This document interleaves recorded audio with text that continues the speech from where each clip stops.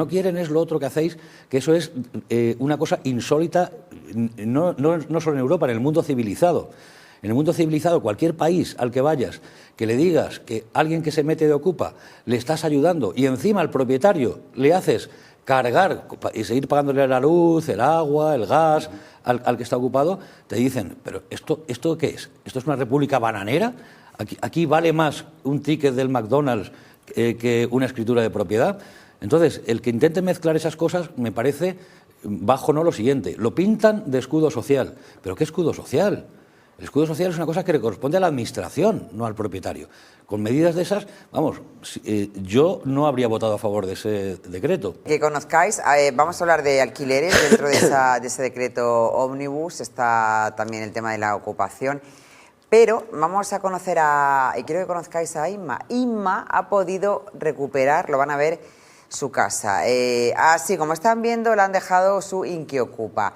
Ahora tiene una deuda de 25.000 euros. Ayer por la tarde fue un día de emociones para esta familia que se ha podido beneficiar de los días en los que el decreto ómnibus no era una realidad para desalojar a su Inquiocupa. Inma ha vuelto a casa después de 4 años de sufrimiento. Un equipo de 7 Noticias la ha acompañado. Vean. Lágrimas en los ojos. Me ha costado muchísimo a mí, a mi familia, económicamente, psicológicamente. Inma anuncia que después de 4 años y 3 meses ha podido recuperar su casa. Nosotros la hemos acompañado. Y nos dijo que se hacía vulnerable, que le habían dicho que si se hacía vulnerable, que se quedaba en mi casa y que no, y bueno, según ella, en su casa. Tenía Inquiocupas, atentos a cómo se la han dejado. Y porque no se puede enseñar el olor que hay en mi casa. Mirad qué tipo de gente mantenemos, con mi impuesto. Cajones abiertos, suciedad, heces de perro y desperfectos. ¿Qué no sube más? Esto estaba a teléfono.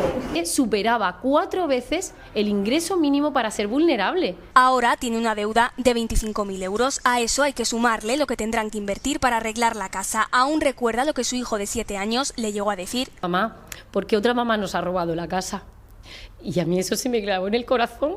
A su Inquiocupa le han asignado una vivienda social. A lo largo de la mañana abandonaba la casa con reproches hacia Inma y su familia. La señora me ha tenido que decir a mí aquí delante de toda mi familia que soy mala persona. Pero este miércoles será día de celebrar. Ha reunido a parte de su familia para volver a pisar su casa después de todos estos años. Ha sido un milagro. Pero no es un milagro. Simplemente se ha beneficiado de los escasos días en los que el decreto ómnibus no era una realidad. Las llaves son nuestras y ahora empezar a pensar en positivo, a mirar para adelante. Una familia que, por fin, puede volver a ser feliz en el hogar que un día construyeron. Bueno, pues un final feliz, afortunadamente, el de Inma. 4 años han tenido que pasar, una deuda de 25.000 euros y ese sufrimiento que te causa además esta mujer que se quedó en su casa.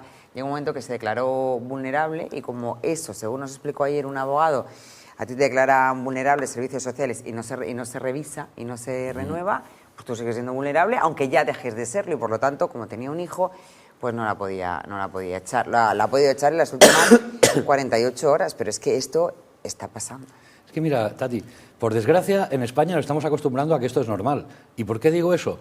Porque cuando le pasa esto a un británico, a un alemán, a un francés, no se lo cree. Dice, pero a ver, ¿esto es la Unión Europea? ¿España está en la Unión Europea? No puede ser. Entiendo que esto me pasa en Zambia, pero aquí en España no se lo creen. Y lo estamos naturalizando. Y es más, el gobierno está haciendo que naturalicemos. El gobierno está montando una fiesta a la que invita al propietario y le dice, pero la pagas tú. Y le obliga a ir a la fiesta y la paga él. ¿Qué quiere decir con esto? Todo el mantenimiento de esta familia no es cuestión de esta señora. El mantenimiento de la familia que había ahí es una cosa que le corresponde en todo caso a servicios sociales y al Estado.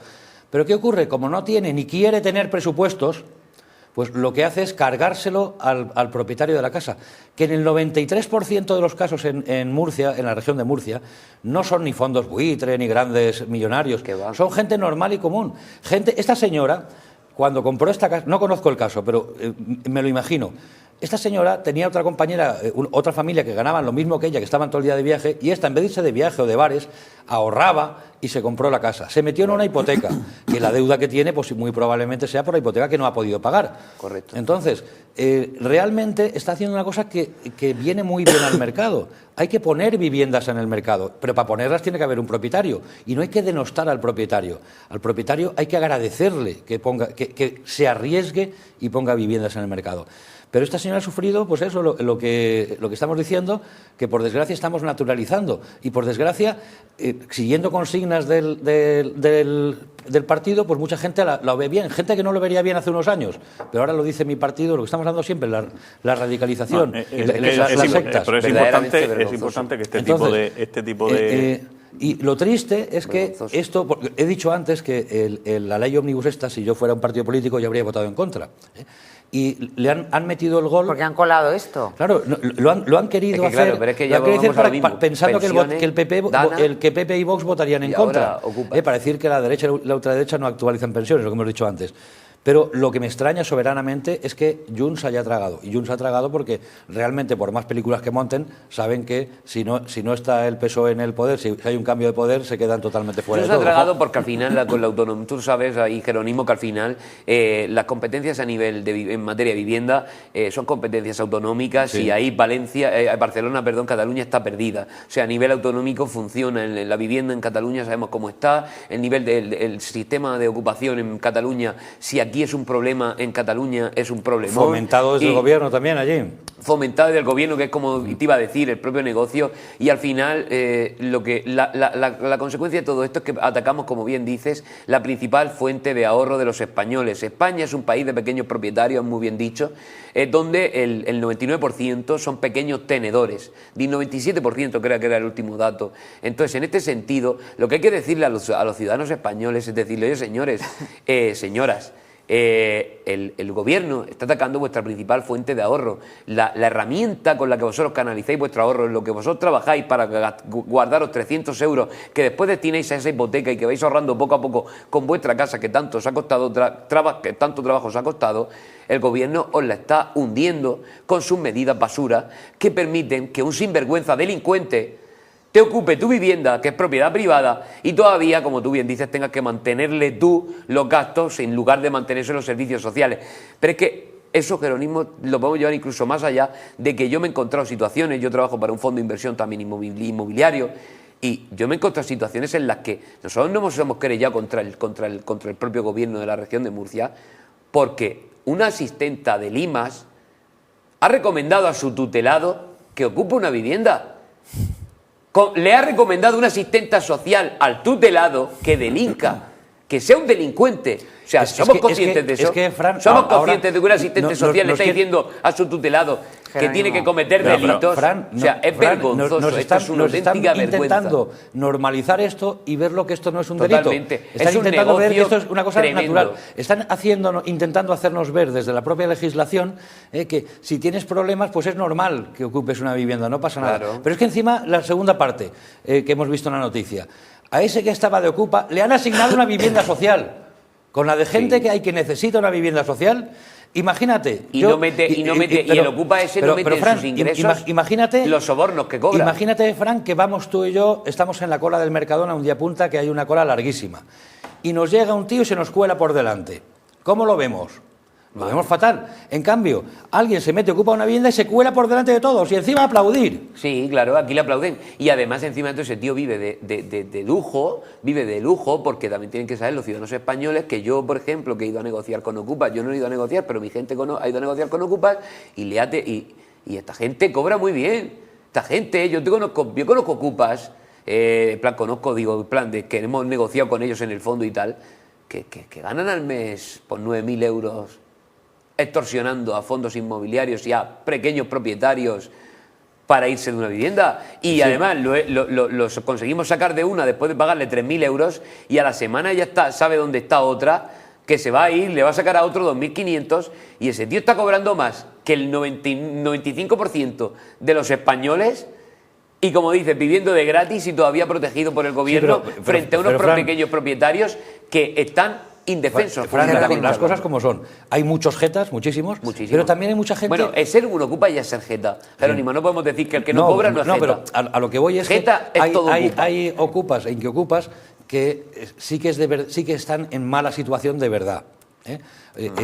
Trabaja y compra una casa, o si no, búscate la vida como todos los españoles, que quieres que te regale mi casa. Vimos también hace poco una noticia en Torragüera de unos que estaban viviendo con la familia, no sé si del hombre o de la mujer, y decidieron ocupar una casa porque no tienen ingresos y tal. O sea, eso es la jeta. Si no tienes ingresos, no ocupes, sigue viviendo con la familia. Pero no te metas a ocupar. Y si por cierto, Jerónimo, habéis estado esta semana, ¿no?, con el consejero de Fomento, con Jorge García Montoro, por esta iniciativa de la vivienda asequible que ha puesto en marcha el Gobierno regional. Os llamaron para pedir también vuestro punto de vista, entiendo, como agentes inmobiliarios.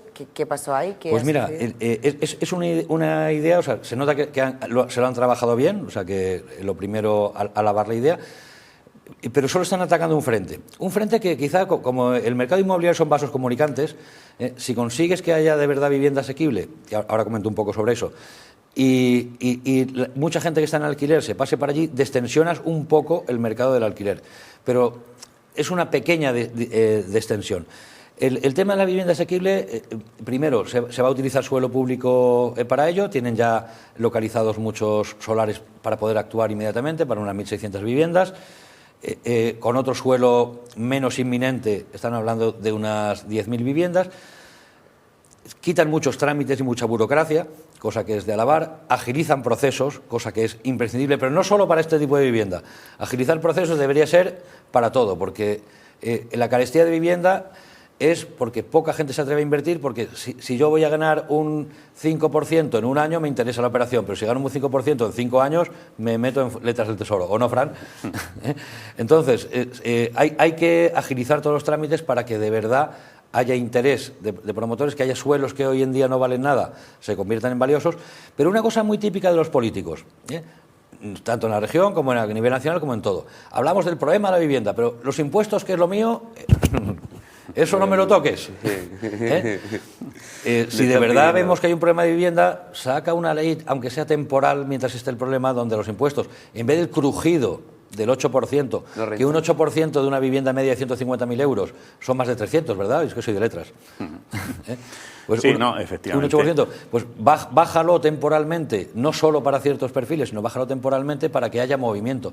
¿Por qué? Porque una cosa que hay que buscar, nosotros le presentamos un documento donde hacíamos bastantes propuestas en todos los sentidos, analizábamos la situación, le hacíamos propuestas, y os digo, quizás de las menos importantes, pero sí quizás más llamativas, es la imagen que tienen hoy en día los arrendadores, que es lo que están generando muchos grupos políticos. Como, de hecho, el sábado hay una manifestación de estas que dicen que, bueno, en contra de los propietarios, imagino que querrán que las viviendas sean todas del gobierno y demás. Bueno, pues lo que hay que hacer es acabar con el ataque que están recibiendo los propietarios, porque son necesarios, y apoyar el que haya gente que compre viviendas para alquilar. Apoyar que se promuevan viviendas para vivir.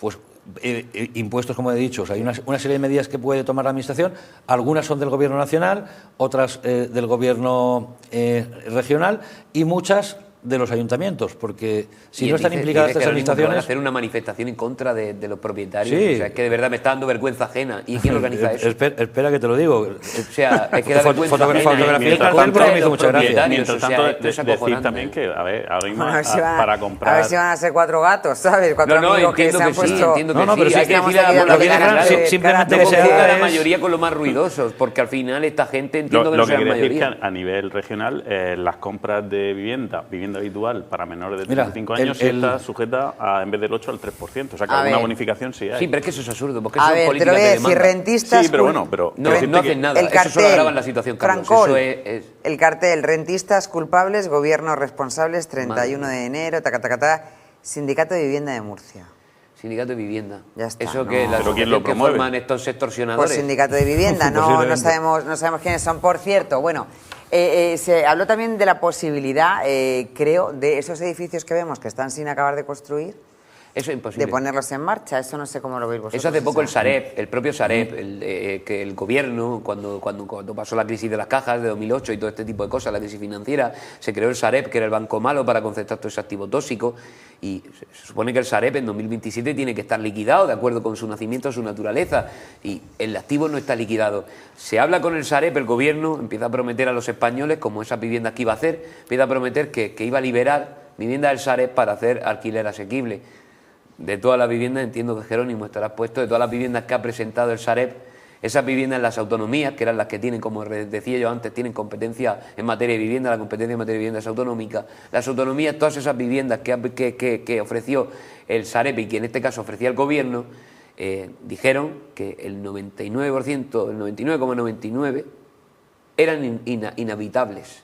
O sea, es decir, lo que tú estabas diciendo, Tati, de las viviendas que el Sareb puso a disposición para que la gente tuviera un alquiler asequible, casi todas las viviendas eran inhabitables porque estaban a medio hacer, porque estaban rotas, porque estaban en condiciones que no eran infrahumanas, eran condiciones que no eran de habitabilidad. Y las habitables ocupadas. Y las habitables efectivamente ocupadas o incluso a veces hasta ocupadas por el propio gobierno, que ellos mismos se ve que la tenían ocupada con reasignación a personas vulnerables. Entonces tú dices al final, o como dice Carlos, si es que el problema es este.